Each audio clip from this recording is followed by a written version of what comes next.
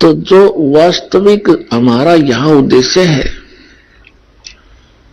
वो तो आपके जन्म और मृत्यु के रोग का नाश करना है। हम सौदा तो वो देंगे आपको, और यहाँ के संसारिक सुख तो आपको रूंगे में देंगे, यानी फ्री ऑफ कॉस्ट, जिसका यहाँ कोई लिंक नहीं।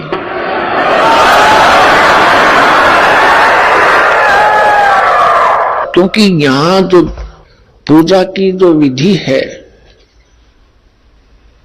वो ऐसी है परमात्मा की कि संसारिक सुख तो आपको होंगे ही होंगे, ये तो पक्का होंगे, लेकिन ज्ञान इसलिए साथ दिया जाता है कि कुछ दिनों में आपके पास इस माया का बहुत ज्यादा संग्रह होने लगेगा। माया परमात्मा के दरबार में कमी काहे की ना। तो क्या होगा कि परमात्मा फिर साथ साथ ज्ञान देते हैं कि यह माया तेरी दुश्मन भी है, इसका दुरुपयोग ना करना, सदुपयोग करना। अभी तो आप दर दर के भिखारी हो रहे हो, फिर देखना कुछ दिनों के बाद सच्ची लगन ते लगना, आन उपासना नहीं करना, मर्यादा में रहना। तो फिर ये संसारिक सुख तो यहाँ पहले मिलते हैं। परमात्मा कबीर जी की शरण मारने के बाद फिर तो कहने की आवश्यकता है कोई नहीं। आपके भाग्य में ना होगा तो देगा परमात्मा आपको, जो आपके लिए अनिवार्य होगा। कोई बकवाद मांगोगे वो नहीं देगा, क्योंकि आप अंडर ट्रीटमेंट हैं। आप परमात्मा के दरबार में मोक्ष उद्देश्य लेकर आइए, उससे फिर सारा ही लाभ हो जाएगा। एक मोक्ष उद्देश्य लेकर आओगे तो आपको सर्व लाभ होंगे, या कोई अन्य ही उद्देश्य लेकर आओगे, कोई संकट निवारण के लिए, कोई पुत्र संतान प्राप्ति के लिए, कोई धन वृद्धि के लिए, वो डिमांड तो यहां करना चलो करते तो हैं, बालक हैं, बच्चे हो, कुछ दिनों में इस ज्ञान से आपको पता लग जाएगा। क्योंकि परमात्मा कहते हैं क्या मांगू, अपनी महिमा आप हमें समझाते हैं, क्या मांगू कुछ थिर ना रहाई, और देखत नैन चला जग जाई, 1,00,000 पूत 1,15,00,000 नाती, उस रावण के आज दीवान बाती। क्या बहादुर बंदे हाथी, आवत संग ना कोई जात संगाती, और क्या बहादुर बंदे हाथी। कहे कबीर अंत की बारी, जैसे हाथ झाड़ कर चले जुआरी। जैसे कोई संतान नहीं है वो संतान मांगने आता है, और परमात्मा दयालु हैं, उनको मालूम है कि ये जब तक इसका ये कांटा नहीं निकलेगा ये भक्ति भी ना करे, क्योंकि हम ज्ञान को बाद में, समाधान को प्रथम चाहते हैं। तो वो भी दया यहां बख्श दी जाती है, और उनको अच्छी आत्मा दी जाती है। अच्छी आत्मा देगा भगवान, ना तो इसी संतान ने के फूके। जैसे एक लड़के ने अपनी पत्नी को सता दिया, उसने आत्महत्या कर ली, सारा परिवार जेल में चाट ले इसी संतान ने। ना होता अच्छा था वो तो ऐसा पुत्र। तो परमात्मा का यहां आपको ऐसी कोई वस्तु नहीं देंगे जो आपके भजन में बाधक हो या आपके लिए कोई परेशानी पैदा कर सके। आप बच्चे हो, अब जैसे रोगी है, रोगी कोई बालक है या बड़ा है, वो कुछ भी वस्तु डिमांड करता खाने के लिए और उसके लिए हानिकारक है, डॉक्टर अलाउड नहीं करेगा, क्योंकि उसका जीवन ले सकती है।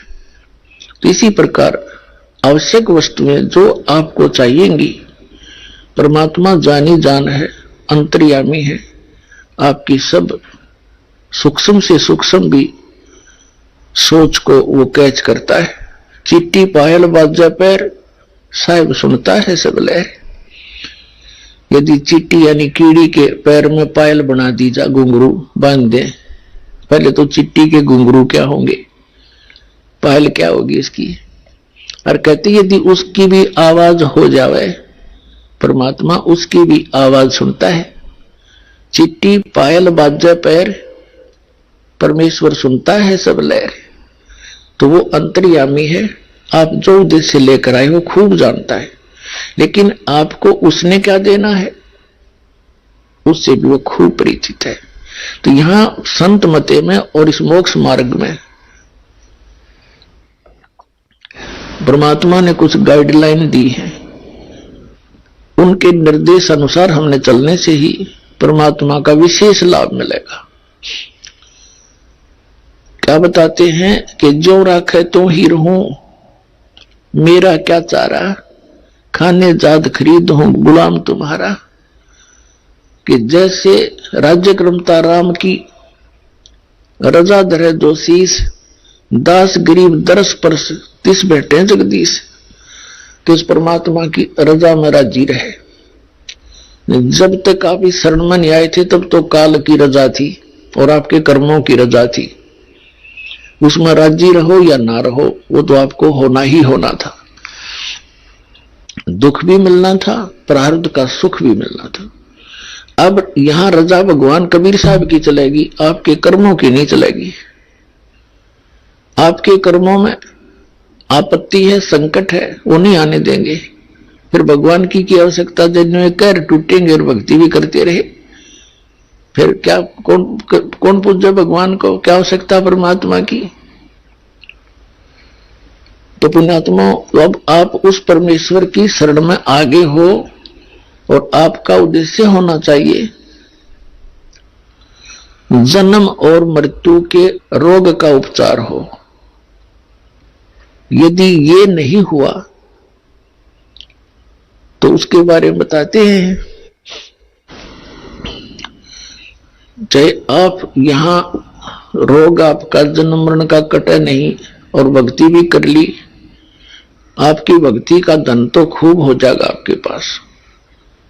और यदि आपको मर्यादा भंग करते रहे, यहीं की आस्था रखते रहे वस्तुओं में और मृत्यु होगी, तो मोक्ष वाला काम आपका अधूरा रह गया, जिस उद्देश्य से आपने यहां प्रवेश पाया था।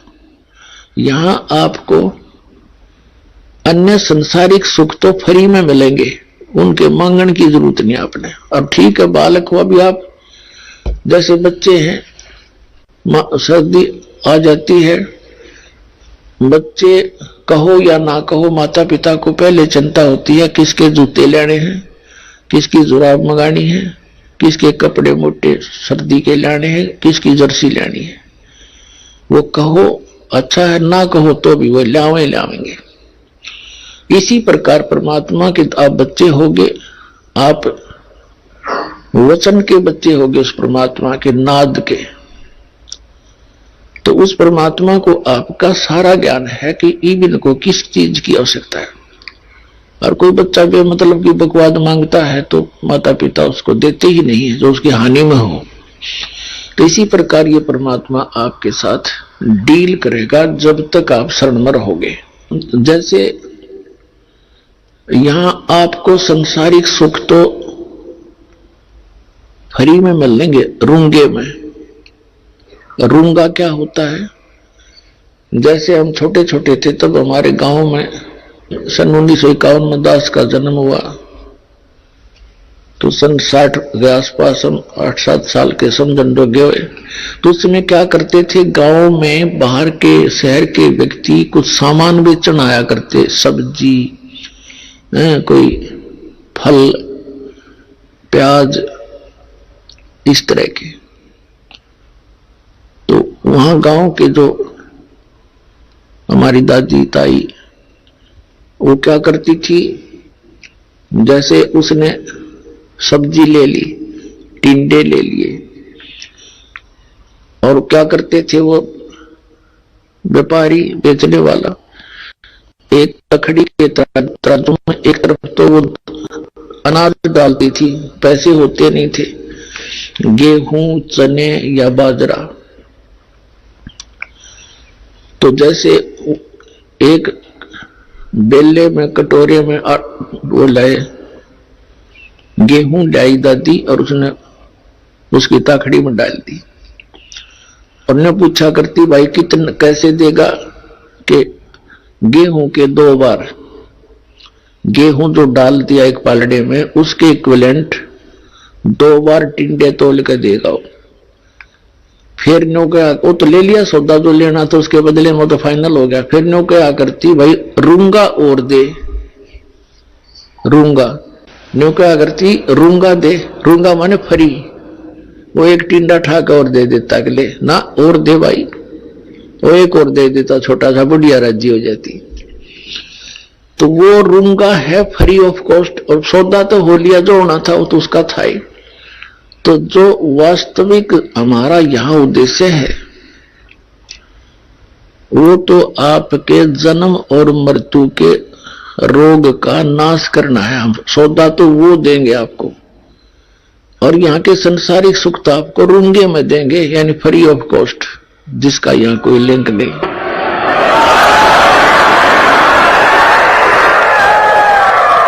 क्योंकि यहां जो पूजा की जो विधि है वो ऐसी है परमात्मा की कि संसारिक सुख तो आपको होंगे ही होंगे, ये तो पक्का होंगे, लेकिन ज्ञान इसलिए साथ दिया जाता है कि कुछ दिनों में आपके पास इस माया का बहुत ज्यादा संग्रह होने लगेगा। माया परमात्मा के दरबार में कमी काहे की ना। तो क्या होगा कि परमात्मा फिर साथ साथ ज्ञान देते हैं कि यह माया तेरी दुश्मन भी है, इसका दुरुपयोग ना करना, सदुपयोग करना। अभी तो आप दर दर के भिखारी हो रहे हो, फिर देखना कुछ दिनों के बाद सच्ची लगन ते लगना, आन उपासना नहीं करना, मर्यादा में रहना। तो फिर ये संसारिक सुख तो यहां पहले मिलते हैं। जैसे किसान गेहूं बीजता है, उसका उद्देश्य गेहूं बीजना केवल भूस बनाना नहीं होता, उसका उद्देश्य अपना जीवन बचाना होता है कि मेरे परिवार को गेहूं मिले, कणक मिले, भूखे ना मरे। अब गेहूं के अंदर भूस तो पहले बनेगा, बाद में गेहूं बनते हैं। गेहूं बीजा जाता है तो उसका पौधा खड़ा होता है, वो बाद में जाकर बाली आती है, और उन बालियों में गेहूं होते हैं खाने वाले, और शेष सारा भूस होता है, वो पशुओं का चारा होता है। तो ये परमात्मा की भक्ति ऐसी है जो आपको दी जाती है। पहले तो भूस तो बनेगा, इसका हमारा उद्देश्य नहीं आपको ये भूस बनाना या देना, भूस ही देना। हमारा उद्देश्य है मोक्ष, और इन मंत्रों बिना वो मोक्ष नहीं हो सकता, उस भूस के बिना गेहूं नहीं बन सकते। ये एक ऐसा लिंक है एक दूसरे का। जो स्टार्ट में आपको प्रथम मंत्र दिया जाता है, ये आपको ये संसारिक सुख ही देता है। और इसमें प्रथम मंत्र में जो फर्स्ट एंड लास्ट के जो मंत्र हैं, ये आपके मोक्ष के लिए आपकी भक्ति इसके साथ साथ बनती रहेगी जब तक सतनाम नहीं मिलेगा। तो ये जो इन 5 प्रधानों के नाम आपको दिए जाते हैं, आपका कनेक्शन कट गया, भक्तिहीन हो गए, पुनर्जन्म के पुण्य रहे नहीं, तो नए सिरे तो चार्जिंग लानी पड़ी, या तो धीरे धीरे चार्जिंग बढ़ती चली जाएगी, आपकी बैटरी फुल हो जाएगी। कुछ भी काम करिए फिर तो कुछ ही दिनों में आपके बहुत काम सरेंगे, बहुत लाभ होगा। और अन्य व्यक्ति आपको देखा करेंगे, न सोचा करेंगे इनका क्या हो गया, ये कहां से आओ इनके इतना पैसा। एक भक्त बता रहा था कि हमारे पड़ोसी यूं कहें कि यूं वहां जाता है बरवाला, और बरवाला के क्रोथा में हमारा आश्रम था, क्रोथा कांड हुआ, जो बदनामी हमारी खूब करी थी न बेतुकी। वहां नोटा की बोरी पागी है, वहां पता नहीं कि बकवास पाई। तो ऐसे कहते हैं दूसरे पड़ोसी आपस में, जो कहेंगे वहां जाते हैं इनके महाराज जी पैसे देते हैं इन्हें, और इसलिए इनका साइकिल का भी ब्योत नहीं था, और 2 गाड़ी चला। आज वो इस दृष्टिकोण से देखते हैं। तो आपस में बातें कर रहे थे, कहने लगे जी हम कहें तो वो ठीक है, माया तो यहीं से मिलती है हमारे को, लेकिन जिस तरह वो सोच रहे हैं वह सोच गलत है उनकी। हम उनसे कहते हैं, जो हमसे डायरेक्ट कह देता है तो उसको हम भी कहते हैं आप भी आ जाओ, आपको भी दे देंगे, महाराज जी तो खूब माया बांट रहे हैं।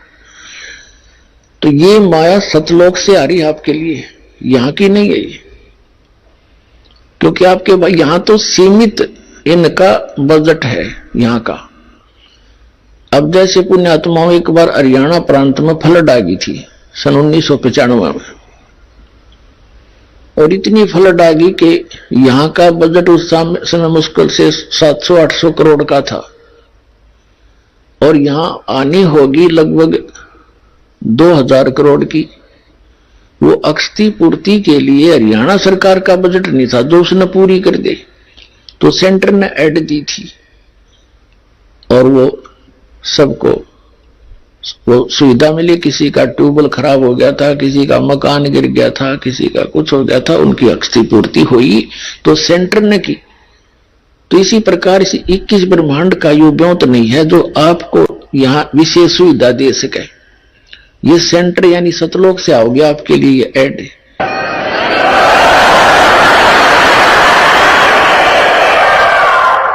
तो इस प्रकार आपने या तो चिंता छोड़ देनी चाहिए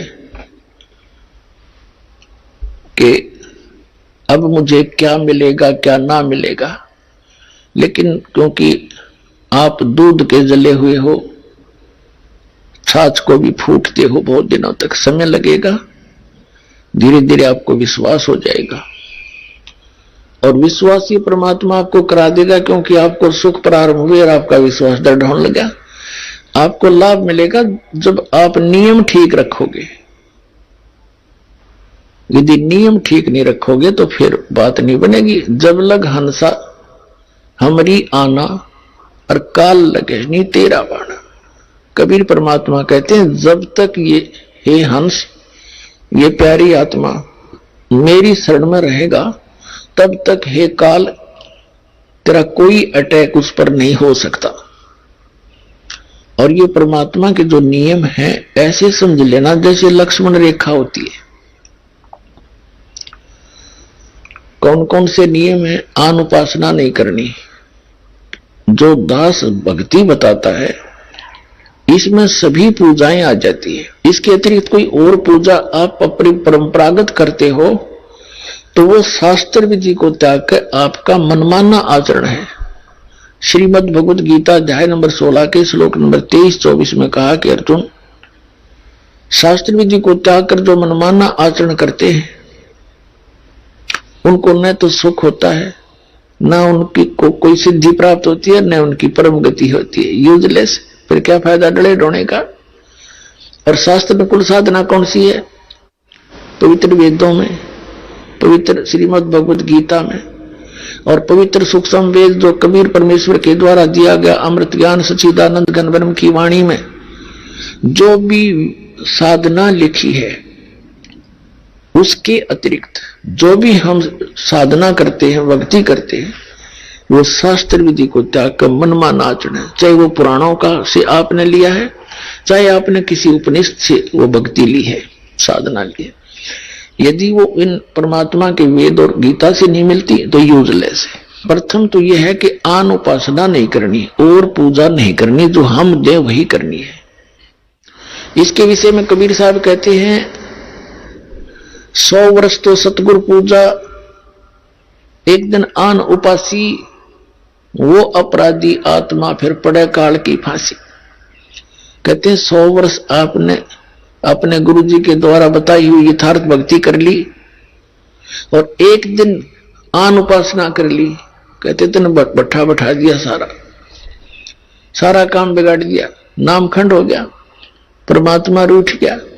परमात्मा रूठे पाचे फिर हमारे पास क्या रह गया? चाहे कितनी भक्ति कर ली, वो जिस उद्देश्य को लेकर चले थे वो उससे वंचित रह जाओगे। फिर क्या बताते हैं? परमात्मा की शरण में आने के बाद आपके ऊपर किसी भी देवी देवता, भूत प्रेत, बहरो बैताल का कोई असर नहीं हो सकता। यह सत्कर मान लेना। चाहे को करके देख लियो, कितना कुछ कर लियो, हमने बहुत से प्रमाण भी बता रखे हैं आपको बहुत बार, जो यहाँ भक्त अब आते हैं जिनके ऊपर इन साने सप्टा ने खूब करके देखा, कोई असर नहीं हुआ, उल्टे वही दुखी हो गए। तो उन्होंने स्वयं फोन करके बताया हमारे बच्चों को, हमारे भक्तों को, कि भाई आपकी भक्ति अनमोल है, आज तक हमारे मंत्र किसी पर निष्क्रिय नहीं हुए थे, आप पर यह कारगर सिद्ध नहीं हुए और आप सही लगे हुए। तो पुण्यात्माओं, ये कोई बालकों का बताया मार्ग नहीं है, खुद धनी ने आकर ये ज्ञान दिया अपने बच्चों को जो दास के पास उपलब्ध है। और ये ज्ञान अभी तक छुपा के इसलिए रखना था कि कहीं काल के दूतों का हाथ लग जाता, उनके द्वारा जो नाम भी ये भक्ति बताई भी जाती तो असर नहीं करती, क्योंकि अधिकारी के बिना कोई भी काम सफल नहीं होता। एक छोटा सा लाइसेंस बनवा लो ड्राइविंग चालक का, और वो भी डुप्लीकेट है, तो जब पकड़ा जाएगा वो सजा का पात्र होगा। विदेश जाने का पासपोर्ट है, वो डुप्लीकेट, वो काम नहीं करे। और ये तो सतलोक जाने का पासपोर्ट, ये नकली जगह जगह ठग बैठे, मूर्ख बना रहे सारी जनता को, इनके पास वो वस्तु है नहीं और सबका जीवन नाश करते। तो जब यहां से जाते हैं तो बनाने वाला भी दोषी और बनवाने वाला भी। तो कबीर साहब कहते हैं, देखा देखी गुरु शिष्य बन गए, किया ना तो विचारा, और गुरु शिष्य दोनों के सिर पर काल ठोका पंजारा, दोनों ने गड़ेगा काल घेर के वहां पर। तो वहां चिल्ला भी पट्टेगा और गुरु जी की भी वही मजाई हो रही होगी, तो दोनों रोएंगे बैठ के, फिर क्या बने, वो छूट की डोर हाथ थे। और फिर परमात्मा कहते हैं, जब आप शरण ले लेते हो कबीर भगवान की इस दास के माध्यम से, तो आपके सभी भूत प्रेत पितृ आपके घर से स्थान छोड़ जाते हैं। अब एक भक्त कह रहा था, न बोले जी हम हमारे दूसरे चाचे ताऊआ ने परेशान कर रखे हैं। मां भी क्यों कर रखे हो? कि जी हमारा पहले प्रेत बाधा थी, यहां से दीक्षा लेने के बाद वो हमारी प्रेत बाधा तो खत्म होगी। अब वही प्रेत थी तो मेरे चाचे ताऊआ का भी हुआ, तो उनके वो प्रेत बाधा ज्यों की तो चल रही है, हमारी ठीक होगी। तो उनने क्या सोचा कि इनने हमारा भेज दिए सारे भूत, तो उन्होंने हमारे साथ विरोध करना शुरू कर दिया कि तुम कितना वहां जाते हो बरवाला में, हमारे ऊपर जंतर मंत्र करा के तुमने सारे भूत हमारा भेज दिए, हमारे साथ झगड़ते हैं। तो मैंने कहा उनसे ये कहो कि आप भी बरवाला आओ और देखो वहां क्या जंतर मंत्र किया जाता है। और इसका तो यही है कि जैसे आप जी ने दीक्षा ले ली, जैसे घर में मच्छर हो मच्छर, और वहां ऑल आउट लगा दे, ये जो आती है कि, तो मच्छर उस घर को छोड़कर कहां जाएंगे, उससे बाहर दूसरे घर में घुस जाएंगे जो बिना ऑल आउट का होगा। तो हमने भाई ऑल आउट दे रखी आप तो, ये भक्ति का जो सच्चा मंत्र है ये ऑल आउट है। और उनसे भी कहो कि वो भी आके यहां ले लें ऑल आउट, वो फिर अपने आप वो भी सुखी हो जाएंगे। अब जैसे कबीर साहब कहते हैं कि एक समय ये जितने भी भैरव भूत पित्र और ये देवता देवी मेरे पास आकर खड़े हो गए और कहने लगे, जो आपकी पूजा करते हैं, आपको मानते हैं, वो हमें नहीं पूजते, अब हमें बताओ हम कहां जाएं, हमें ठौर बताओ। कबीर साहब ने कहा, जो मेरी पूजा नहीं करते वो तुम्हारे लिए ही है, उनको लूटो खाओ। देवी देव ठाड भये हमको ठोर बताओ, जो मुझको पूजे नहीं उनको लूटो खाओ। जाओ तुम जो मुझे नहीं पूछते खाओ।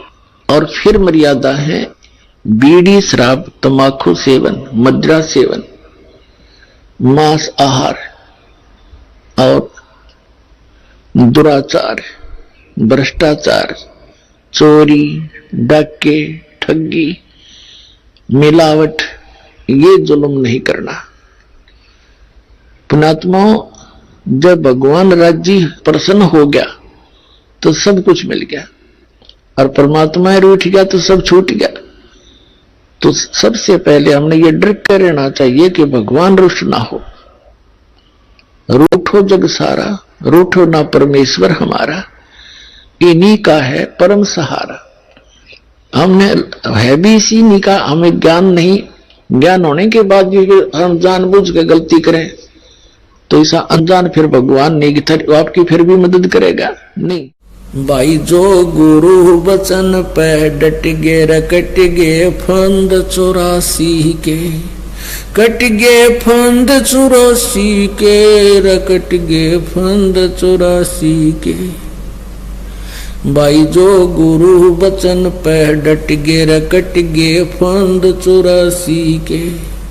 वस्तु मिली ठोर की ठोर, मिट गई मन पापी की दौड़। और अधिक जानकारी वसंत रामपाल जी महाराज जी से निशुल्क नाम दीक्षा प्राप्त करने के लिए संपर्क करें। हमारे संपर्क सूत्र हैं 8222880541, 8222880542। आप नीचे स्क्रीन पर दिए गए हमारे अन्य नंबरों पर भी संपर्क कर सकते हैं। विजिट करें हमारी वेबसाइट पर। हमारी वेबसाइट है www.jagatgururampalji.org। अगर आप ये वीडियो YouTube पर देख रहे हैं तो हमारे चैनल को सब्सक्राइब करें और बेल आइकन को दबाना ना भूलें। अगर आप Facebook पर ये वीडियो देख रहे हैं तो हमारे पेज को लाइक करें।